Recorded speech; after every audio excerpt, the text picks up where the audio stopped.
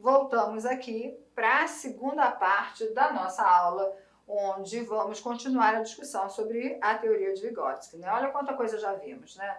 Já falamos sobre o que significa essa ideia, né, do tempo histórico, a importância das culturas no desenvolvimento das funções mentais superiores. Já falamos sobre a questão dos signos e dos instrumentos, que são os principais mediadores dessa relação do homem com o mundo. Já entendemos os processos de internalização, não é verdade? Agora a gente vai para a segunda parte dessa aula. E a segunda parte dessa aula vai começar para a gente entender um pouquinho mais a relação entre pensamento e linguagem. Na realidade, Vygotsky tem um livro com esse nome, né? Pensamento e Linguagem. É um livro clássico, talvez você tenha, inclusive, estudado nele na faculdade, né, na época da sua formação. Se você não teve, seria bom até dar uma olhada. Gente, estudar é sempre bom, ampliar conhecimento é sempre necessário. E o que a gente vai trazer aqui, então, são alguns aspectos que são importantes para a gente pensar nessa relação entre pensamento e linguagem, né? Ó, é para dizer mais ou menos o seguinte: o que a gente faz primeiro? A gente primeiro pensa, ou a gente fala e depois pensa? Como é que é isso? Então, essas foram algumas das questões que levaram Vygotsky a estudar esta temática, até porque ele vai dizer que a linguagem é muito importante para o desenvolvimento humano. Quando ele vai falar das funções mentais superiores, ele vai dizer que justamente a linguagem, ela potencializa o desenvolvimento de todas as funções mentais superiores. Quer ver? Vou te dar um exemplo. Eu falei da memória na primeira e vou retomar a questão da memória, né? Eu vou dar um número para você memorizar. Possivelmente você vai memorizar falando. Você vai ficar assim, 9999, não vai ficar assim? Por quê? Porque quando você fala, você potencializa os processos de memória. Já fica até de dica aí para você. Vai estudar para a prova? Fala. É muito bom falar para ampliar os processos do seu pensamento. Quer ver uma coisa que a gente faz sempre, né? Eu sou mestre em fazer isso. Eu saio de casa e aí começo. Cadê meu celular? Porque a gente sem celular não é nada, né? E aí olho, normalmente, gente, o celular vai estar na minha bolsa, raramente eu esqueço. Mas eu não lembro de colocar o celular na bolsa. E aí a dica é o seguinte: na hora que você for fazer essas coisas, você pega o celular e coloca, fala, tá? Nem que seja mentalmente, não precisa falar alto. Ó, celular na bolsa, acabou. Você não esquece mais. Saí de casa, deixei o fogão, desliguei o fogão, lá o botão do fogão, não desliguei. Na hora que você estiver desligando, desliguei o fogo. Pronto, acabou. Então, olha o quanto essa questão da linguagem é importante para a gente vai entender um pouquinho mais como é que isso funciona. Bom, sistema de representação da linguagem, a gente terminou a aula assim, falando que isso tudo é socialmente dado, né? A gente explicou esse processo aqui. Quando a gente vai falar especialmente de pensamento e linguagem, vamos pensar qual é a principal função da linguagem. É essa de intercâmbio social. É para se comunicar com os seus semelhantes que o homem cria e utiliza os sistemas de linguagem. Então a gente começou esse processo da linguagem numa perspectiva de intercâmbio mesmo, tá? Numa perspectiva de eu poder falar com outra pessoa, eu poder me comunicar com ela.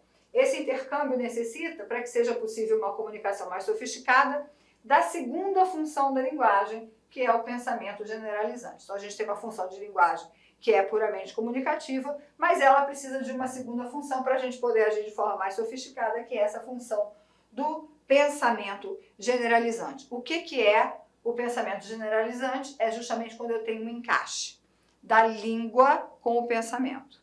Quando eu consigo entender que aquilo que eu penso, e pensava inicialmente com imagens, eu posso utilizar a língua para comunicar.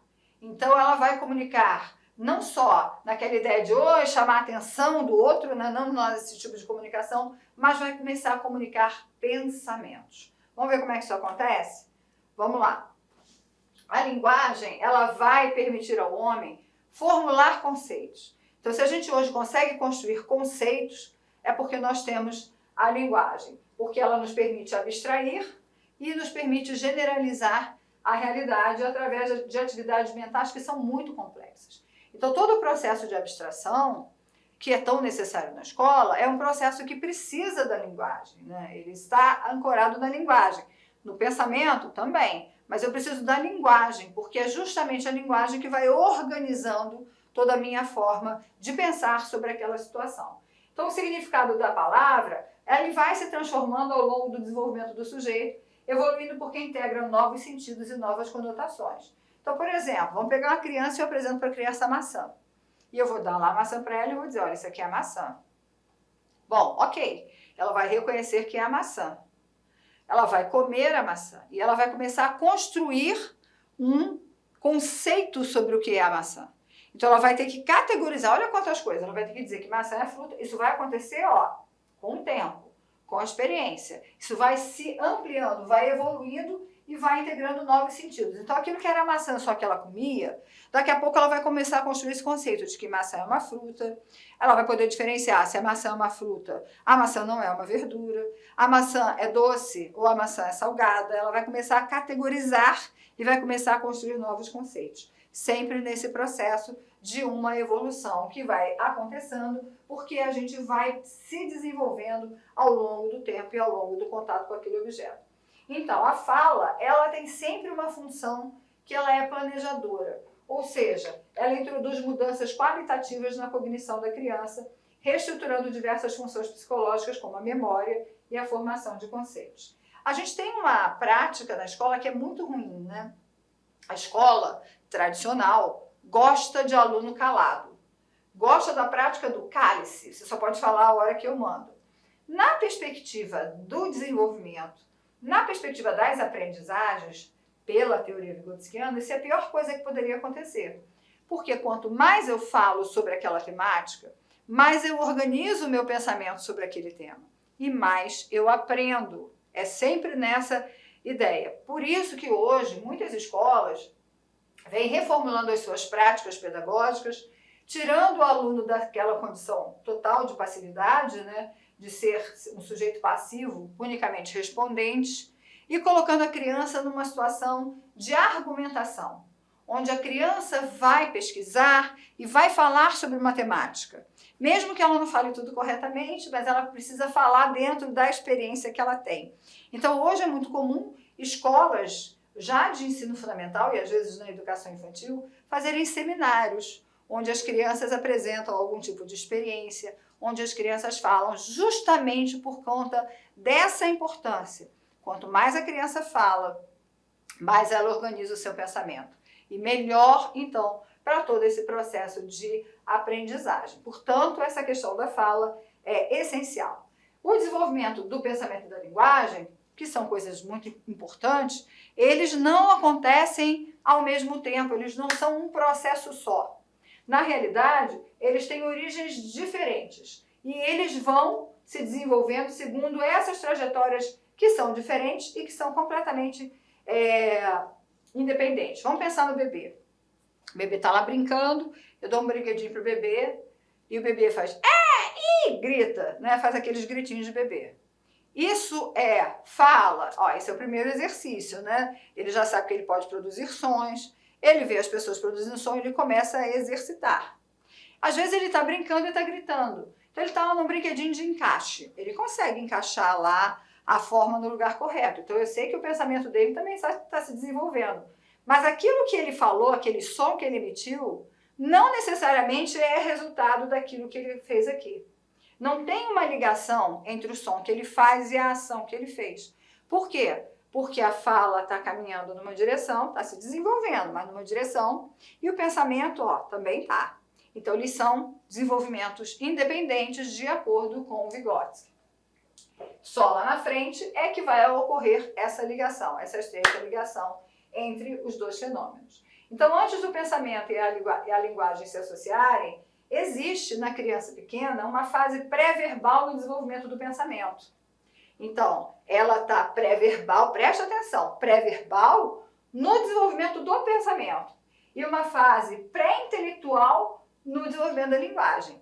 Depois a gente vai fazer isso aqui, tá? Então, eu estou falando de pré-verbal, ou seja, o desenvolvimento do pensamento ainda não é verbal, estou numa fase pré-verbal, e o desenvolvimento da linguagem ainda não é intelectual, porque eu estou falando de uma fase que é pré-intelectual.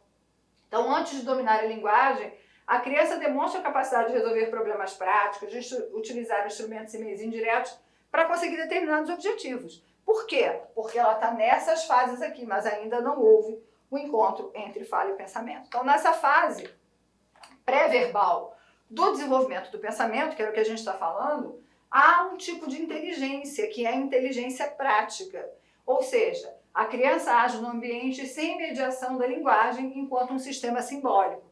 Ela utiliza manifestações verbais, o choro, o riso, o balbucio, como meio de contato social.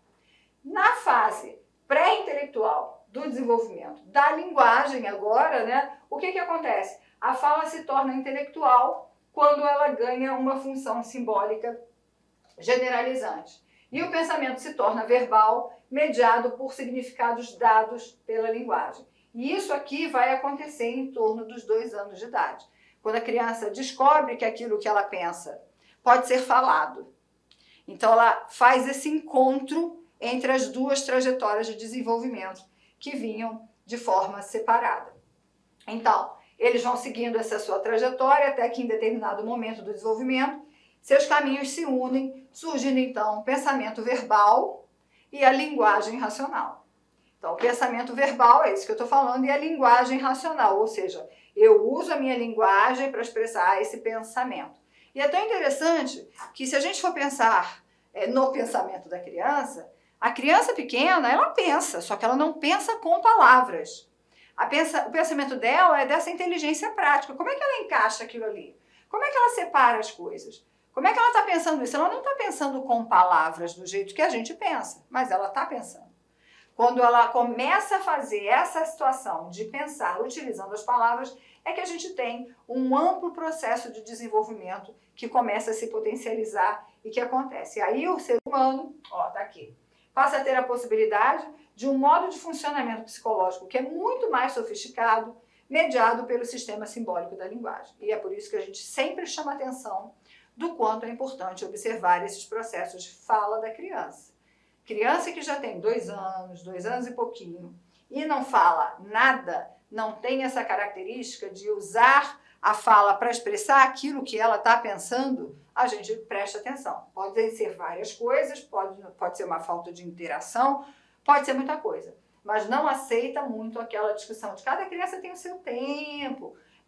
Tem o seu tempo, dentro de alguns parâmetros. Olá, meus amigos. Inicialmente eu peço desculpa para você, eu peço licença, pois interrompi seus estudos. Mas esse vídeo da Lá Concursos é um vídeo demonstrativo para todos aqueles que desejam fazer o concurso da Prefeitura de Barra do Bugres. É um vídeo demonstrativo para vocês conhecerem a qualidade do nosso curso. Gente, olha só, quer continuar assistindo essa videoaula? Você quer fazer o nosso curso completo? Cara, aqui é o melhor custo-benefício do mercado. Pode ter certeza disso, o melhor custo-benefício do mercado, tá certo? A partir de 10 parcelinhas aí de R$30, você vai estar estudando com a gente um curso focado na banca Selecom, onde nós temos grande experiência de condução dessa banca. Então vem estudar conosco, quer fazer a matrícula, tem um link aqui embaixo, pode clicar e vir estudar aqui na Lá Concursos. Forte abraço, tchau, tchau!